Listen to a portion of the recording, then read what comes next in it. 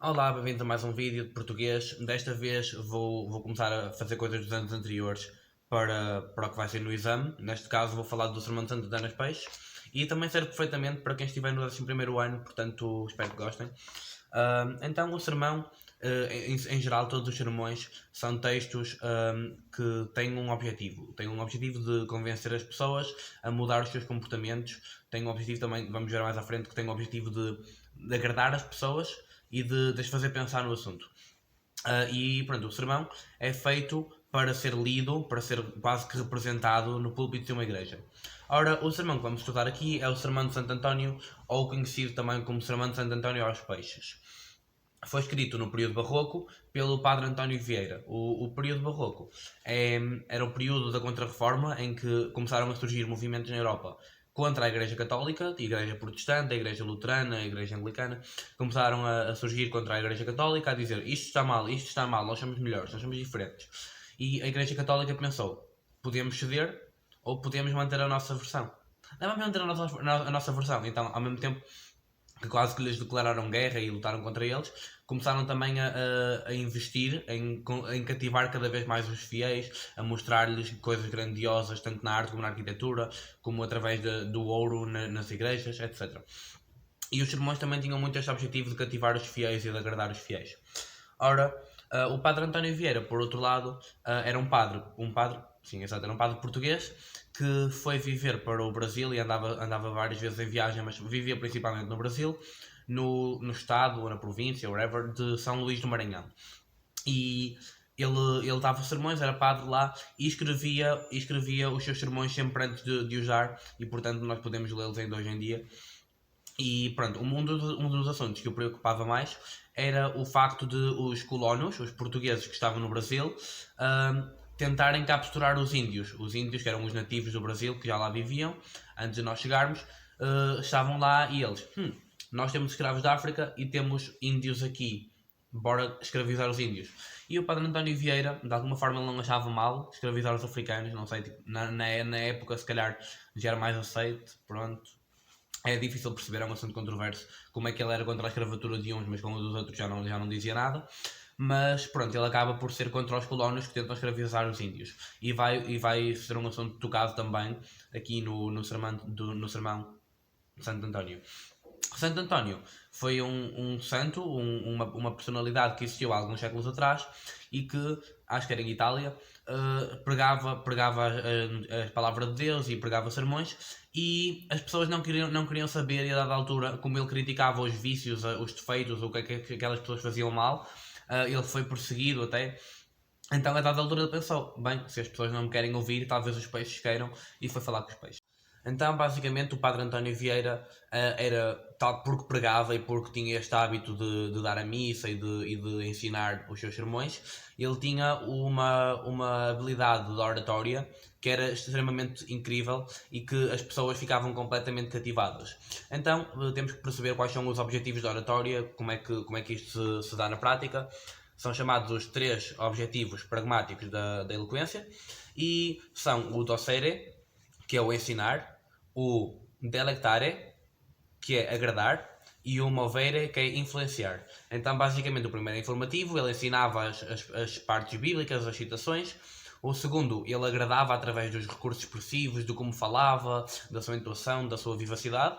E por fim, ele dizia, e é por isso que tem que fazer assim, e é por este motivo, e é por aquilo, tentava convencê-los a influenciar os seus comportamentos, a seguir os ensinamentos de Cristo e da Bíblia, etc, etc. Quanto à estrutura interna, temos o exórdio, que é o início, onde ele mostra, onde ele diz o que é que vai falar, onde ele faz a invocação de Santa Maria, Senhora do Mar, para que o ajude a fazer isto e para que os peixes o consigam ouvir. Depois temos a exposição e a confirmação, que é onde ele expõe o problema e onde dá exemplos de porque é que este problema é verdade.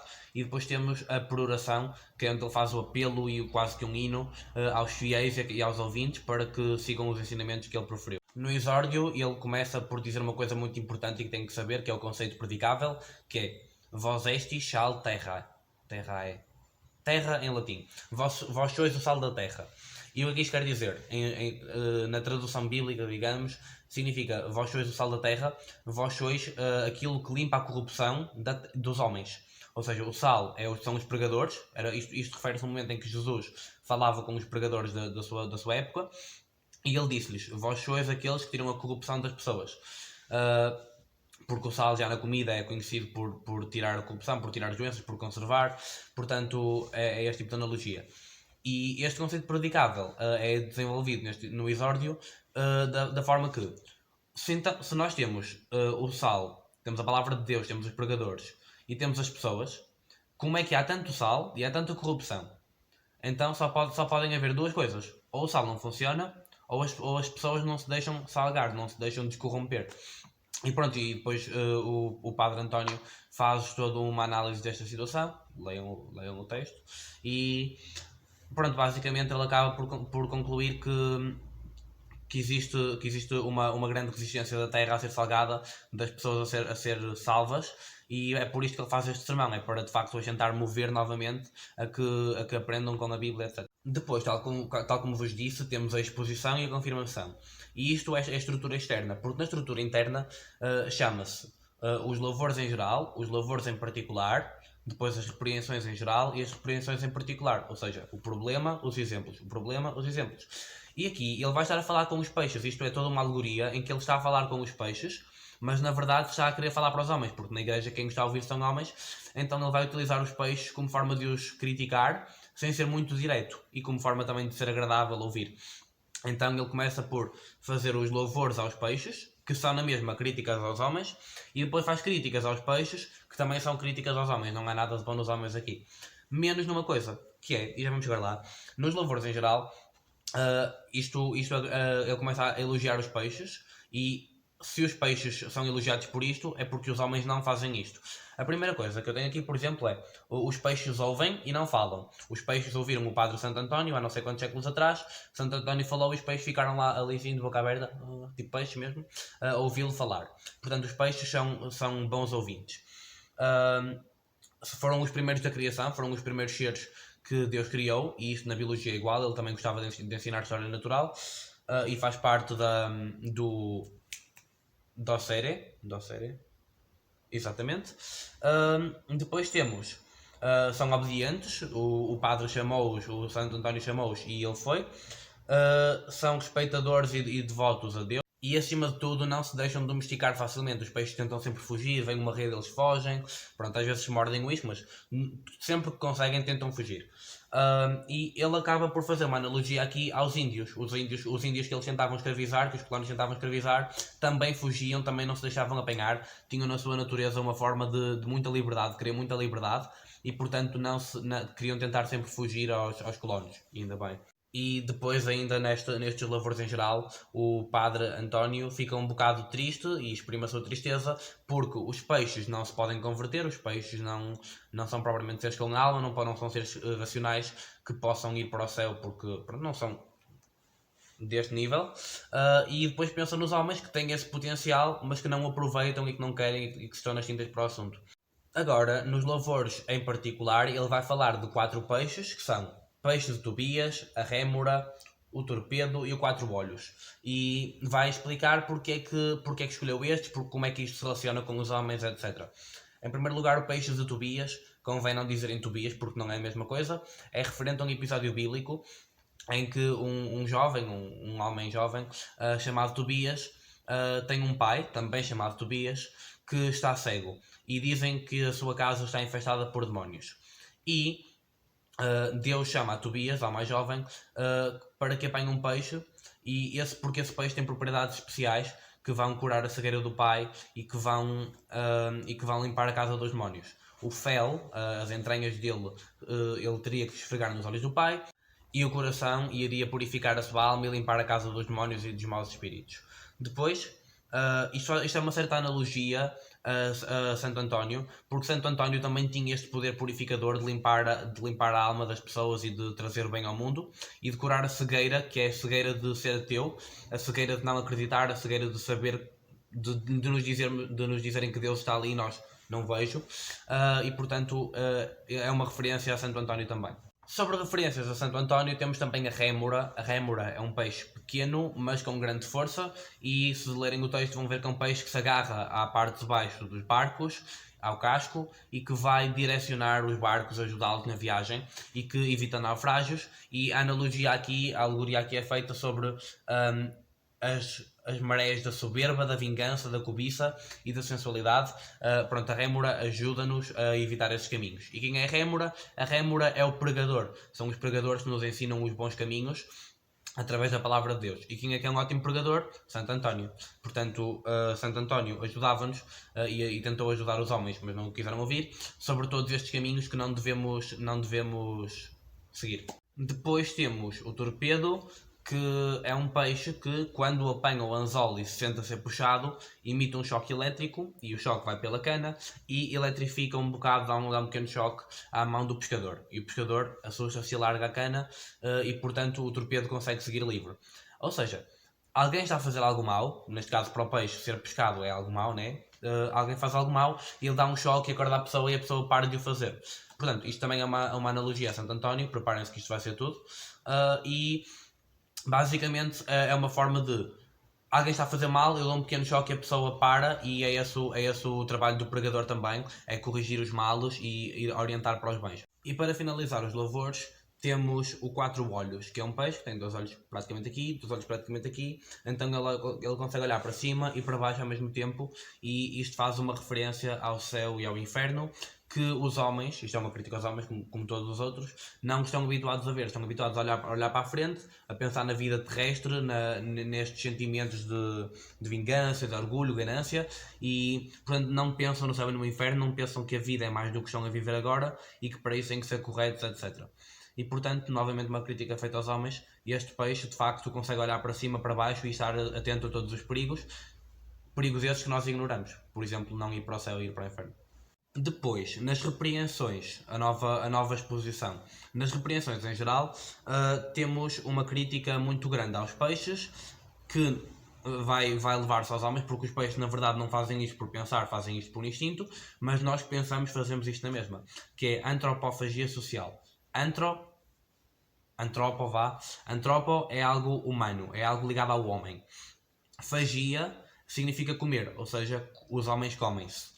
E social significa para na sociedade, ou seja, nós comemos uns aos outros socialmente, e isto não é uma corte, isto é, os ricos comem os pobres e aproveitam-se deles à vontade, e depois estes têm escravos, etc.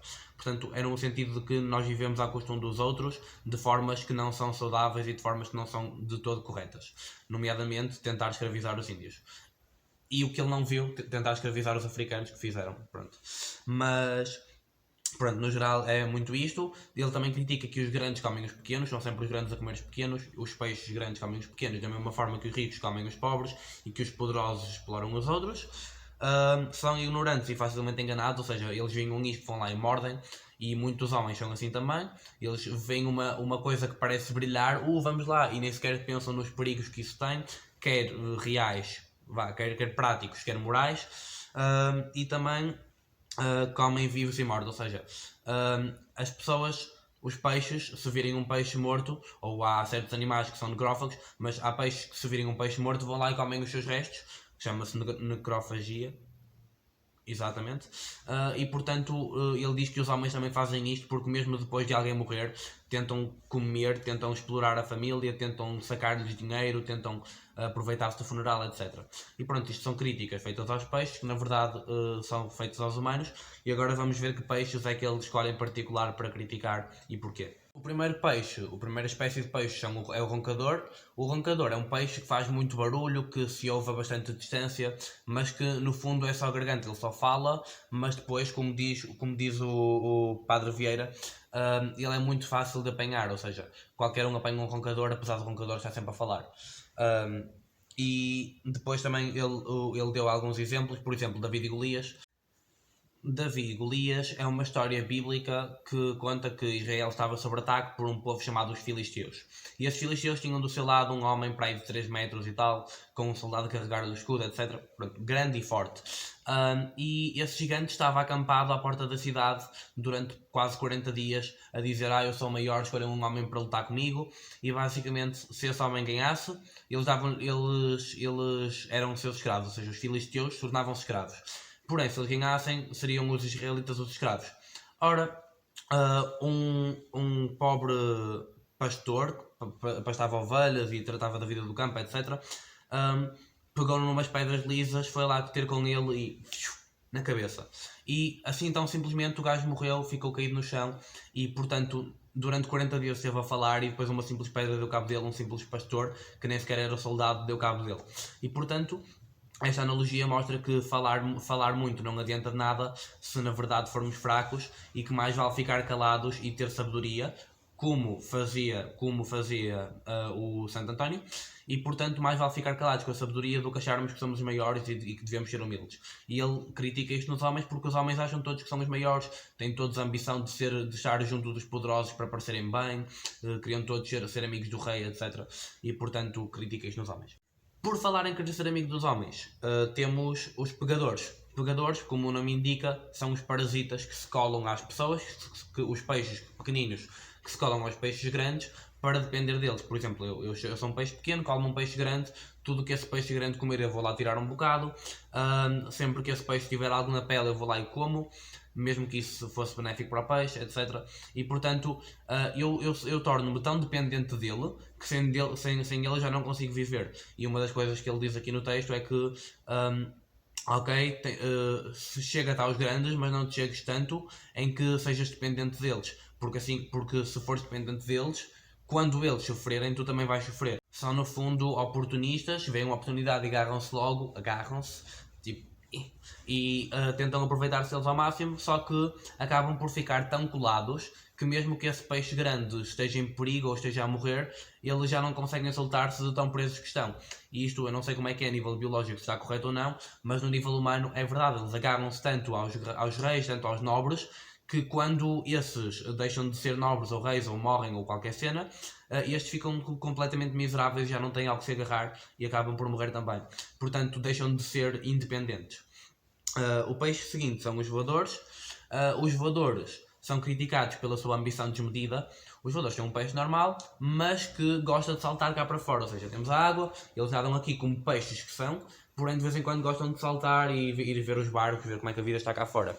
Ora, eles estão a tentar, no fundo, ser aquilo que não são e, portanto, o padre Vieira vai criticar esta ambição desmedida de tentar ser aquilo que não somos e de Deus deu-lhes barbatanas, não lhes deu asas, portanto é para eles ficarem na água e não no céu.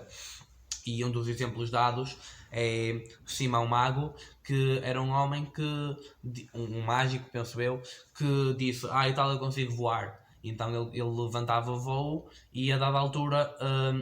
provavelmente Deus, não é? Fez-lo cair e ele caiu e partiu os pés e portanto ficou sem asas, ficou sem conseguir voar e ficou sem conseguir andar, porque quem tudo quer, tudo perde, é daí que vem o provérbio.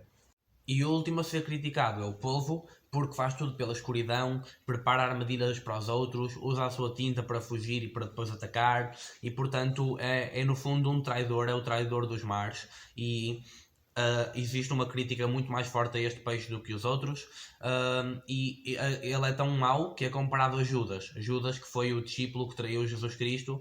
Com um abraço ele disse aos romanos, olha, eu não te vou dizer bem quem é Jesus, mas vou ali e vou-lhe dar um beijo. Vou-lhe dar um beijo e vocês saberão quem ele é. Então ele foi lá, deu-lhe um beijo e Jesus foi preso pelos romanos e depois morto, blá blá blá blá blá. Portanto, ele traiu Jesus e fez isto de uma forma, não foi, olha, está ali Jesus, ou Jesus, vou-te entregar. Ele basicamente deu-lhe um beijo, ou seja, de forma dissimulada, de forma do tipo, eu não estou a entregar-te, eu estou-te a dar um beijo, o resto é pura coincidência. E portanto ele critica isto no polvo e mostra que o polvo é dos piores que existe. Depois acabam as críticas, é de notar que todas estas críticas são feitas aos homens, os peixes não têm culpa de nada, pronto, ele faz um apelo a que os homens mudem o seu comportamento e a que pensem nestas virtudes e nestas repreensões que foram feitas aos peixes e que tentem mudar o seu comportamento para serem melhores, especialmente os colonos, que são o primeiro público que está lá ao lado dele, e para que deixem os índios em paz e para que deixem de ser tão ambiciosos. E faz também, pronto, um elogio final aos peixes, a dizer que os peixes são melhor que os humanos de certa forma, e faz, pronto, este apelo aos ouvintes. Portanto, do sermão é isto. Depois, no conteúdo histórico, ele depois de dar este sermão, os colonos perceberam o que é que ele queria dizer, obviamente, e estavam tão chateados com ele que ele teve que fugir de barco de forma quase escondida para Portugal, mas depois aproveitou para falar com o rei sobre este assunto dos índios estarem a ser explorados também. Então, pronto, fazia quase tudo parte do plano. O que tem que ter daqui é que Santo António, é que Padre Vieira fez toda esta alegoria com Santo António por ser parecido com o seu nome, por ter os mesmos objetivos, porque os homens também não o ouviam e portanto ele decidiu falar com os peixes. As críticas são todas feitas aos homens através quer das partes positivas, quer das partes negativas dos peixes. E portanto eu acho que isto é tudo. Não se esqueçam dos 3 objetivos da eloquência, da oratória, que são o ensinar, o agradar e o mover, o manipular, o influenciar comportamentos. E portanto estarão preparados para qualquer cena sobre o sermão. Leiam o texto algumas vezes, tentem ver de tudo aquilo que eu estou a dizer que partes do texto é que se encaixam e all good. Portanto, obrigado por verem e adeus.